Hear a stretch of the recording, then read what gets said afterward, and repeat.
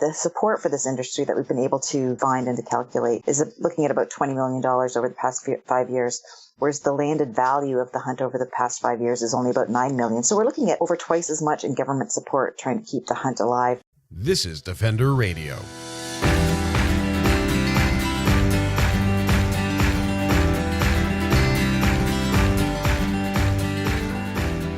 I'm Michael Howie, and this is Defender Radio, the podcast for wildlife advocates and animal lovers, brought to you by the Fur Bears.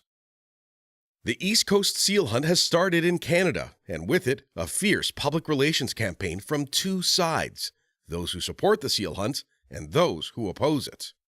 While the facts are available, there are groups and individuals who pass on misinformation and disinformation regarding the hunt from both camps.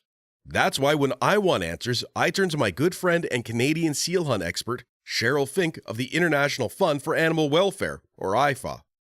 Using publicly available government documents, citing sources, and speaking plainly, Sheryl provides a fact-based look at the inherently inhumane hunt and helps Canadians and an international audience of animal lovers understand what's happening in the East Coast seal hunt. Sheryl joined Defender Radio to discuss the seal hunt, dismiss some disinformation, and address myths surrounding the commercial seal hunt. Let's start with seals. As you've probably heard, the commercial seal hunt on the East Coast opened up last week on April 9th. So that commercial seal hunt, let's start there. Because when we talk about this, there are so many things that come into play that become misinformation and disinformation, and I get confused trying to follow along. So specifically, that seal hunt, that's the one that you're working on. That's the one that most Canadians are aware of. But what is that one specifically? Well, I mean, it's what we refer to as the East Coast Atlantic, whatever you want to call it, commercial seal hunt, which is typically the commercial hunt for harp seals. So it's primarily harp seals. There's a quota of 400,000 animals. That's been the quota for the past few years. And I think where a lot of people get confused is there's also a hunt in Canada's north, which is conducted primarily by Inuit people, which is a hunt for seals as a source of food with some commercial trade in the pelts as sort of a secondary industry. So that's not the hunt we're talking about here. We're talking about the one on the East Coast, which targets harp seals. It targets the pups as soon as they're finished molting and nursing from their mothers. So these are pups at about 3 weeks to 3 months of age. And yeah, as you say, this is the one that the campaigns have been focused on for almost 50 years now. And it's a very different sort of activity than the Inuit hunt for seals in the north. And when we talk about the seals that are being hunted, you said harp seals. There are multiple species that are out there. So why harp seals and what are the other seals? Could you sort of just talk a bit about what separates the harp seals and why they're the ones focused on and what these other seals are? So traditionally, harp seals all migrate southward at the same time every year, and they all congregate in the same areas in the Gulf of St. Lawrence and off the coast of Newfoundland. And this is where they give birth to their pups, usually same week every year. All of these animals will haul out on the ice and give birth to their pups. So back in the day when the sealers were hunting for blubber, they had this nice congregated, concentrated, supply of fat seal pups ready to be clubbed for their blubber. So that's sort of the reason that the harp seal was the main species targeted. And today they're targeted primarily for their fur, also a little bit for their oil, and it's the same reason that it's very easy to access high concentrations of seal pups in a short period of time. And when we're talking about the other species that are there, they're like, the harp seal's not the only one hunted. True. There's also a quota for hooded seals. I think it's about 4,000. It's very few hooded seals have been taken in recent years. Traditionally, though, they were also hunted for their blubber. Again, sort of an ice breeding species that would haul out at the same time of year to give birth to their pups. And then there's also the gray seals, which are more often found further south off the coasts of Nova Scotia. And they give birth earlier in the season, so those pups are born in February. In some years, there has been a smaller gray seal hunt for gray seal pups in February, but again, in recent years, very few gray seals have been killed because, as we know, for all seal species, but particularly gray seals, there just aren't commercial markets for their skins or their meat or anything. And that's one of the big things that comes up when we talk about this is the idea that this is an essential economic part of the East Coast economy. That without hunting these seals, the economy will flounder, pun not intended. And that's not entirely true, is it? That's a complete myth, actually. And I mean, we've been looking at some of the numbers just in recent years. For the past 5 years, the support for this industry that we've been able to find and to calculate is looking at about $20 million over the past 5 years, whereas the landed value of the hunt over the past 5 years is only about $9 million. So we're looking at, over twice as much in government support trying to keep the hunt alive than what it's actually bringing into sealers or bringing into the local economy. So economically, this is an industry that doesn't make sense at all. And I think people are starting to recognize that. And I think our politicians are starting to recognize that. This hunt just isn't economically profitable. I was listening to a podcast this morning with the sealers complaining. This year, the prices are about $30 for a top quality seal skin. It's coming in. And that's sort of what we've been seeing in recent years, is $25, $30. And at that price, it's just not viable for someone to go out and hunt seals. So what we're seeing is fishermen, switching over to the crab fishery as soon as that fishery opens, because it's much more lucrative and they can make more money than they can killing seals. It is surprising to me that we are effectively spending $11 million in tax money to keep this industry going. Yeah. And so it's $20 million they invest, $9 million is earned. What if they took the $20 million and invested it other ways? I mean, is this the only industry available to these people? And I don't mean that in a negative way. I'm genuinely curious. Like, is there nothing else in the area? No, I mean, almost all commercial sealers are professional fishermen. So, I mean, the seal industry or the seal hunt was sort of the first quote unquote fishery to open because it can still be done while the ice is still in the area. But they all move on to other fisheries for the rest of the year. It's, no one makes their living simply from sealing. It's usually over in 2 or 3 weeks, maybe a month, but eventually the ice breaks up, the seals start their migration northward, and they're out of range. So as I said, it's a very short-term sort of activity.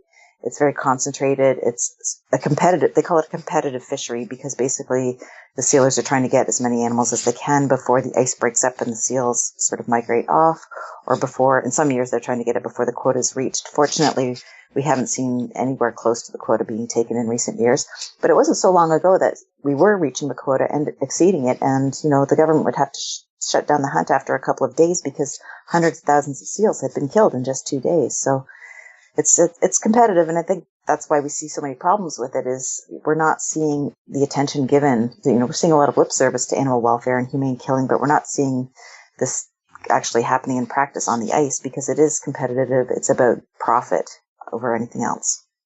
And that's one of the interesting things we see. There are articles, just in my brief research, to sort of catch up on what the topics are on this subject right now. There is another call, and I know this is not new, for the harp seal population to be culled or changed because of the northern cod stocks. And this is something I know you have spoken about in the past. So the connection between seal populations and fisheries, and then we need to get rid of all the seals so there are more fish. And is there clear evidence saying that the increased seal population has an adverse effect on the fish? And or is there evidence to show that if we culled, so I think the quota is around 400,000 for last year's or this year's, it was last year's was 400,000. If we got rid of all 400,000 seals in that quota, would that have drastically changed the fisheries? What there actually is clear evidence is that seals are not responsible for decline in cod stocks, either through direct predation on cod or through competition for other species such as capelin. And that's something we're seeing more of, I think, almost every year. There's a new paper coming out from scientists within DFO and elsewhere that are sort of exonerating harp seals when it comes to anything to do with the fisheries. It's pretty clear that the culprit is our mismanagement of the fisheries, our inability to close fisheries and keep them closed until there's scientific evidence that they should be opened, because there's just so much pressure to respond to industry and to, protect jobs. And there's always that demand to take more and more fish. And as you say, the call from fishermen to cull seals or any predators, really, seals, whales, seabirds, it's for anything. Seals seem to get the brunt of it, but because they consume fish, and of course they consume fish, but there's also this misconception that removing predators means that all of the fish that those predators would eat will somehow become available for the industry and be, they will miraculously be scooped up by fishermen's nets, which we know is not the case either. There's all kinds of complicated interactions that happen, and if you remove all the predators, it's not going to mean great fishery seals for fishermen. Something else is going to collapse and go drastically wrong. Yeah, and that's what we hear when we have conversations about wolves and livestock or wolves and moose here in Ontario. I know you're familiar with that one. Yeah. And the obvious answer would be to stop hunting moose for a year. But that never, ever, ever, ever happens. Yeah, they may change the numbers, but like if you want more moose to hunt in 5 years, that means for 5 years you don't get to hunt any. And it's an interesting way of, like, we know that when we talk about these population dynamics, we must look long term. And at the same time say, well, this year I didn't get as many moose, or I did not get as many fish, or I did not have as many, pounds of beef on my farm. Therefore, I have to do this for next year. And it doesn't work that way. So it's very confusing, I think, when we get into the media of it. And that is one of the things that comes up in the media a lot is, and I'll reference the film Angry Inuk, and I do recommend people see it. It's a very well-made film. Although they do sort of cherry pick some of the comments from you in it and don't give you actual opportunity to speak. But it does provide insight into a lifestyle, into a society, I should say. And one of the things that comes through, and this is what happens in the media frequently, and I've seen some reporters who I think have a little more history with this or a little more clear in it, is the difference between the East Coast commercial seal hunt and that northern seal hunt. Is there a way to discuss this so that it's clear? Are there major problems in the media with that representation of conflating the two? It should be something that we should discuss. And I agree. If you watch Angry Inuk and you see the type of hunting that happens there and the way it's described, and you compare that to what happens on the East Coast, it is entirely different. She talks about a sealer going out and maybe coming home with 6 animals at the end of several days' hunt. And it's a completely different picture from what you would see on the East Coast, where a boat would go out and come home with 1,500 seals after one day of hunting. So the scale of it is just so much different. And, I think anyone who watches that is going to see that there are two types of activities. But I think you're right in the media. And we see it a lot, I think, sort of in the reporting about, especially where, seal meat is being served in restaurants in big cities and where this is concerned. I think it's sort of generating this misperception that by eating seal meat or by wearing seal fur, that a person is somehow supporting Inuit livelihoods or Inuit economy, when really these, by and large, and you can tell by looking at the pelt if it's a harp seal or a ringed seal. A ringed seal has it's a different pattern. It's an open circle, but most of these pelts and seal meat that's being served is coming from the East Coast commercial hunt. It's not coming from the North. It's not helping Inuit or Indigenous peoples in any way. But I think there's certain individuals and companies that are profiting off of that misperception right now. Speaking of the sale of seal meat and so on, that's something that we have covered in the past, you and I, and seen that the government has invested significant amounts of money to come up with various ways to try and take seal products to market for the East. And again, it's always specific to the East Coast hunt. It's not for the Inuit hunt that we're talking about. And this is where they were talking about frozen seal burger patties and what was it? There was a crushed seal penis extract to sell to Asian countries. All kinds of stuff. And they spent millions on this. And the problem is that there isn't a market. So let's talk about the markets internationally. We know in Canada, there are people who want to help. And I think you definitely have spoken to this, saying that, you want to support Inuit people. And even you want to support the folks on the East Coast. They're hardworking people who deserve to put a meal on the table for their families. The question then becomes whether or not the government is paying them to do that twice over, rather than providing other education and opportunities. But we'll get into semantics forever there. So internationally, there's one giant market that's been shut off for a while, and there's some other news coming up. So let's talk about the EU first. What is the status there? Well, the European Union banned seal products in 2009 after a very lengthy analysis. Canada and Norway challenged that ban at the World Trade Organization and lost. So the European ban is still in place. It seems to be very, very stable, and as far as we're aware, it's going to stay in place. I think we're fairly confident that it's going to stay in place despite ongoing efforts by the industry and by Canada to have it overturned. So that's one I think that we can count on. The part of that too that I wanted to touch on, and I know this is true in some fur related documentation that I've gone over, is there a clause related to First Nations, Inuit, and Métis people? Oh, absolutely. There's an exemption for Indigenous harvested or hunted skins. So the closure of the EU market to the commercial seal trade does not include skins hunted by Inuit or Indigenous people. They can still be sold in the European Union. They can still be imported. They can still be traded. Nothing that shouldn't affect them at all.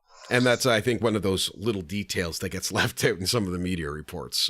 It's true, and I think actually every trade ban has. I know Taiwan has one, but they most of them have exemptions for Indigenous seal products. Mm-hmm. And lately, we've been hearing about India, and it is both very exciting to see another country ban seal products, but in terms of what it actually means for individual numbers, let's say, so for the market as a whole, it may not be initially as it seems. So we are celebrating the India ban, but what does it actually mean for seals and for the industry? I mean, it's a great step in the right direction. It's just another country that is rejecting, seal products based on the fact that they are hunted inhumanely and they're not necessary. So I think it's terrific. In terms of, was India a major importer of seal products? I don't think so. They never showed up in our export statistics that I've seen. So I don't think in terms of the actual numbers or value that it's had a huge impact. But I think in terms of another country going in the right direction, and we're seeing these continuing bans on seal products, I think it's time that we need to start realizing this industry is, between the international bans on products and what's happening with climate change, this isn't an industry that's going to have a huge potential for growth in the future. And our government really needs to start thinking about how much money they're going to keep sinking into it, when it hasn't shown any return on investment over the past 20 years since the subsidy started back in 96. So, I mean, at some point, I firmly believe at some point our politicians are going to say, look, enough is enough. We can't keep putting money into this. One of the things I hear about, or I shouldn't say I hear about, I see online, is people who support the hunts for whatever reason, whether they are hunters, they aren't hunters, they know someone, they think that it should be allowed. The commercial hunt, of course. They say that it's not true that baby seals are clubbed over the head. And in the days of Facebook, information gets spread and misinformation gets spread at the same speed. So if we are talking about how the animals are hunted, without going into too much graphic detail, are babies hit over the head, or are they not, or is it somewhere in between when we talk about the truth? I mean, sure, they're being hit on the head, they're being hit on the body, so I think, what it comes down to is there are legally prescribed methods for killing a seal set out in the marine mammal regulations. It can be done with a rifle or a wooden bat or club or a spiked club, which is called a hack-a-pick. So all of those are legal. All of them continue to be used. The hack-a-pick is, I guess, what most people refer to as clubbing over the head. We see it more. It depends on the ice conditions. You see the hack-a-pick used more often in the Gulf of St. Lawrence when there's been solid ice conditions, because a sealer can sort of walk on the ice and get closer to the animal.